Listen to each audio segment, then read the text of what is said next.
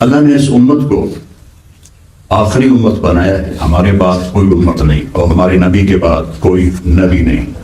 تو اللہ نے اس دین کو باقی رکھنا ہے جب تک سورج مغرب سے نہیں نکلتا. تو اس کے لیے ضروری ہے کہ مسلمان بھی ہوں. مسلمان نہیں رہیں گے تو اسلام کہاں رہے گا. تو اسلام پہ بڑے حالات آئے اور 12ویں سینچری میں ایسا لگ رہا تھا کہ اب دنیا سے اسلام مٹ جائے گا. یہ دور ہے چنگیز خان کیا اور اس کی اولاد کا، جب انہوں نے اسلامی سلطنت پر حملہ کیا تو 40 سال میں انہوں نے ساری اسلامی سلطنت کو تباہ کر دیا اور صرف ایک مصر باقی بچا تھا. باقی ہر طرف انہوں نے آگ لگا کھوپڑیوں کے مینار کھڑے کر دیے. اور اتنے وہ ظالم تھے. بامیان میں چنگیز خان کا پوتا قتل ہو گیا. بامیان افغانستان میں ہے. چغتائی کا بیٹا وہ قتل ہو گیا. تو چنگیز خان نے حکم دیا جب شہر فتح ہوا کہ کوئی زندہ نہ چھوڑا جائے، نہ جانور نہ انسان.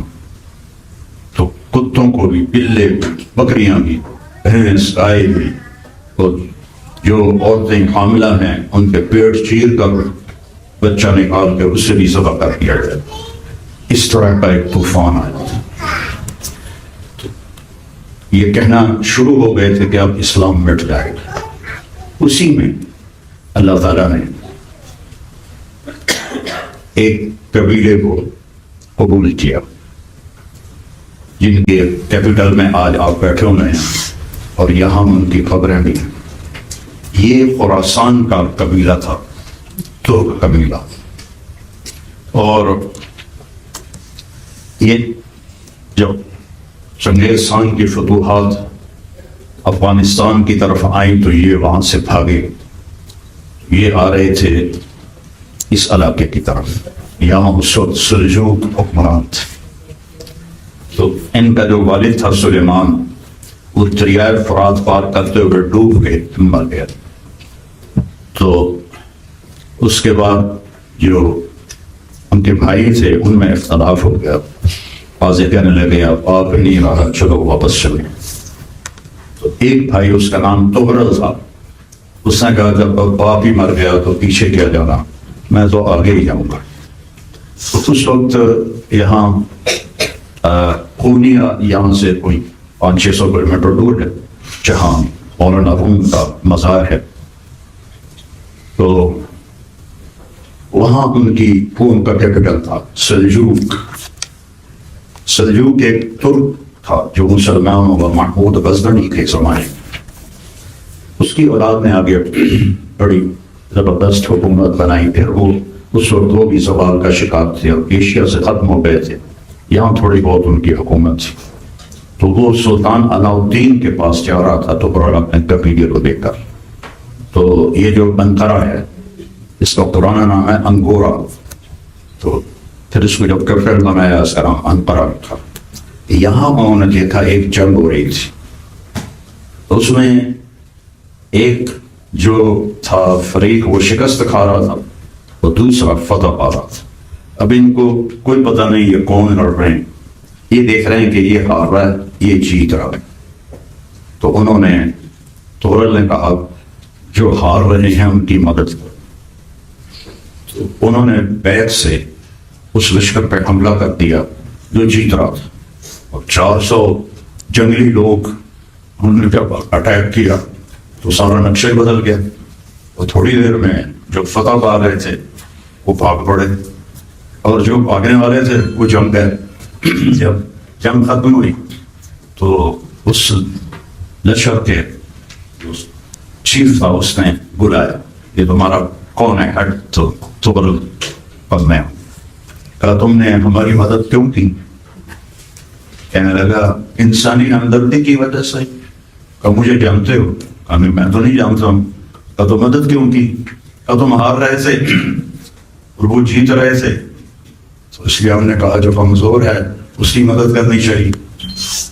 اس نے کہا میں اوریا کا بادشاہ سلطان علاؤالدین، تو میرے پاس رہنا پسند کرو گے؟ میں کہا میں تو تمہارے پاس ہی آ رہا تھا۔ تو اس نے اس کو یہ جو استنبول کے پاس آپ سمندر دیکھتے ہیں، اس کے کنارے پر ایک طرف ان کو ایک چھوٹی سی جاگیر دی تھی۔ یہ 1260-70 کی بات ہے جب انہوں نے ان کو وہاں وہ جاگیر دی تھی، اور سلطان علاؤالدین بہت کمزور ہو چکا تھا، تو اس کے ذریعے سے اسے بڑی طاقت ملی۔ اس نے رومن امپائر کے حملوں کو بھی روکا، باقی عیسائیوں کے حملوں کو بھی روکا، اور 1288 میں 90 سال کی عمر میں تغرل کا انتقال ہو گیا، اور وہ اسی شہر میں دفن ہوا جہاں ان کو جاگیر ملی تھی۔ میں نے پوچھا تو بتایا گیا کہ یہاں سے 1 گھنٹے کی ڈرائیو پر ہے۔ اس کا نام وہ ترکی میں ہے، وہ سمجھ میں نہیں آتا ہے۔ تو اس کے بعد اس کا بیٹا تھا جس سے یہ آٹومن امپائر بنا، عثمان خان۔ یہ دیہاتی لوگ تھے، مسلمان ہو گئے تھے، لیکن ان کو دین کے بارے میں پتہ کچھ نہیں، لیکن تھے بڑے مضبوط مسلمان۔ اور وہاں اس شہر میں ایک اللہ کے ولی رہتے تھے جن کے پاس عثمان جایا کرتا تھا، ان سے بیعت بھی ہوا، ان سے کچھ سیکھنا بھی شروع کیا۔ ایک رات وہاں اس نے قیام کیا، اور جس کمرے میں ان کو ٹھہرایا وہاں اوپر ایک شیلف تھی، اس پہ قرآن پڑا ہوا تھا۔ تو وہ خادم سے پوچھ لے گا یہ کیا ہے؟ اس نے کہا یہ اللہ کی کتاب ہے۔ وہ تو چلا گیا اور یہ پریشان ہو کے اس کو دیکھ رہا ہے، یہ اللہ کی کتاب ہے تو میں اس کے سامنے سو جاؤں، یہ کیسے ہو سکتا ہے؟ تو اس نے قرآن اٹھایا اور سر پہ رکھ، اور ساری رات سر پہ رکھ کے چھوڑا، ساری رات۔ فجر کی اذان کے قریب اس کو کھڑے کھڑے نیند آ گئی، تو اس نے خواب دیکھا کہ وہ جو بزرگ ہیں ان کی بیٹی کے سینے سے ایک چاند نکلا اور عثمان خان کے سینے میں داخل ہو گیا۔ پھر عثمان خان کے سینے سے ایک درخت نکلا جو بڑھتے بڑھتے بڑھتے بڑھتے 3 بر اعظم پہ چھا گیا، اور پھر وہ ایک شہر کی شکل میں تبدیل ہو گیا، یہ استنبول کا نقشہ اس کی شکل میں تبدیل ہو گیا۔ اب اس کی آنکھ کھل گئی تو قرآن کو پھر اٹھا کے رکھا، نماز پڑھی اور ان بزرگوں کو خواب سنایا۔ تو انہوں نے کہا یہ تو بڑی خوشخبری ہے، تیری نسل کو اللہ بہت بڑی بادشاہی دے گا، اور اپنی بیٹی کا ان کے ساتھ نکاح کر دیا۔ تو عثمان خان کے وفات کے قریب ان کے بیٹے تھے اور خان، جنہوں نے بورصہ فتح کیا اور اپنے باپ کو یمن آ کے انہوں نے دفن کیا۔ اور عثمان خان بھی دیکھنے کو بادشاہ تھا، لیکن وہ ایک درویش آدمی سے کم نہیں تھا۔